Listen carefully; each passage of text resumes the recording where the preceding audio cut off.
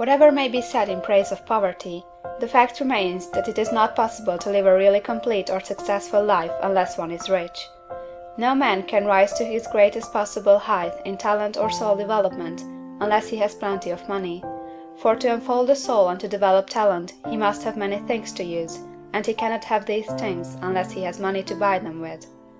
A man develops in mind, soul, and body by making use of things, and society is so organized that man must have money in order to become the possessor of things.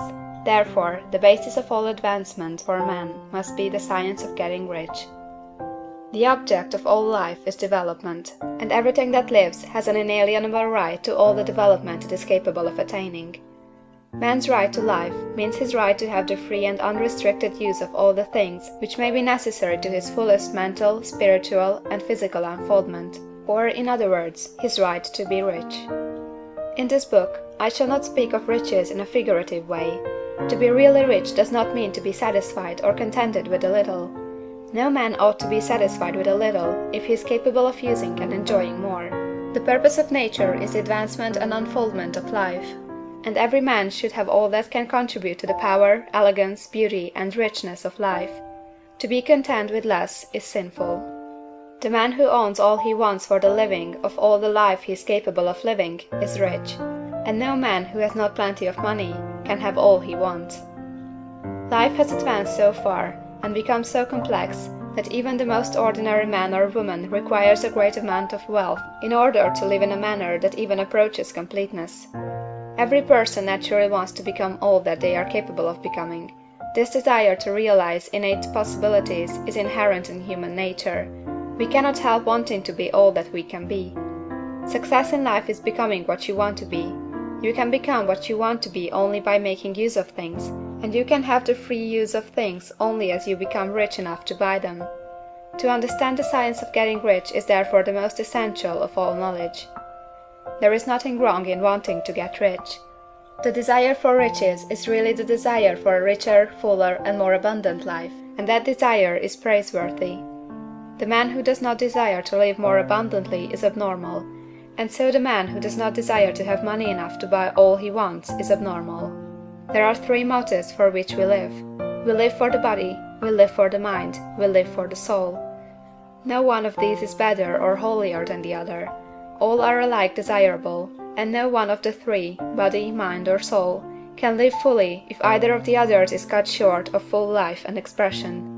It is not right or noble to live only for the soul and deny mind or body, and it is wrong to live for the intellect and deny body or soul.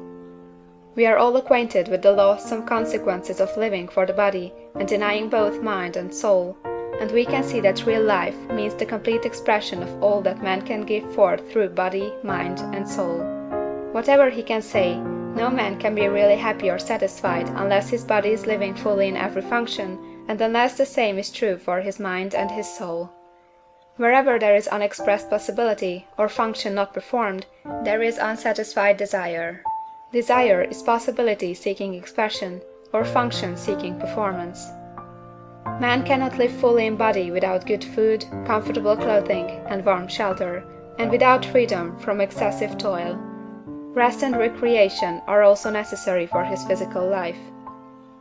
He cannot live fully in mind without books and time to study them, without opportunity to travel and observation, or without intellectual companionship. To live fully in mind, he must have intellectual recreations, and must surround himself with all the objects of art and beauty he is capable of using and appreciating. To live fully in soul, man must have love, and love is denied expression by poverty. A man's highest happiness is found in the bestowal of benefits on those he loves. Love finds its most natural and spontaneous expression in giving. The man who has nothing to give cannot fill his place as a husband or father, as a citizen, or as a man. It is in the use of material things that the man finds full life for his body, develops his mind, and unfolds his soul. It is therefore for supreme importance to him that he should be rich. It is perfectly right that you should desire to be rich. If you are a normal man or woman, you cannot help doing so. It is perfectly right that you should give your best attention to the science of getting rich, for it is the noblest and most necessary of all studies. If you neglect this study, you are derelict in your duty to yourself.